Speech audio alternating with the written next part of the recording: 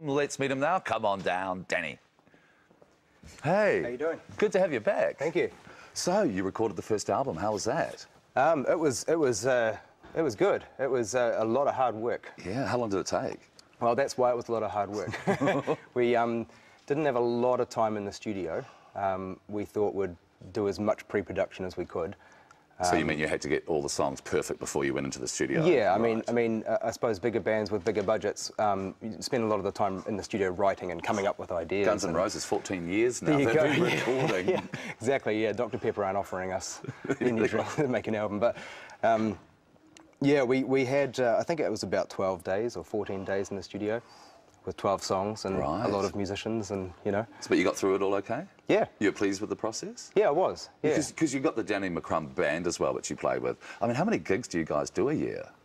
I have no idea. No idea? No. We've been going solid since October. Right. We do a duo show as well. We've got the four-piece band. Yeah. We've also got my other guitar player, Ben Urisic, and I do a duo show. So And that's more acousticy type music? It's two acoustic guitars and singing. Right. It's quite unpredictable and furious playing, and you know. What do you mean unpredictable? Well, I think when people think of an acoustic duo, they think of something quite mellow. Right. And You know, yeah. kind of nice singer-songwriter stuff. Yeah. We're too crazy to do that kind of thing, you know. We So you're a bit more full on? Yeah, a bit more full on, yeah, a bit more out of it. I was looking at these bands you have supported over the last couple of years. I mean, Joan Armour Trading, Tommy Emmanuel, Brian Ferry, Jimmy Barnes. It's a really cool... Do you meet them before the shows? Do they come up and meet you? Yeah, most of them, yep. And are they friendly and stuff? Do they give you advice? Yeah, all of them are friendly, yeah. I mean, the people that I've met who have been unfriendly have been not very successful, you know. So you think when they've made it, then there's... I think you can go so far being, you know, I don't know what the limit is on what I can say on this show, but you can only go so far being like that. Being difficult. Yeah, but when you become that successful, you know, you have to be able to treat the people around you well, because you can't get there on your own. You Absolutely know? There's so many people that support you, you know. And you guys are going to go to Oz this year, is that right? That's the idea. Have you been before? I mean, not to play. Right, just for fun. Just socially, yeah.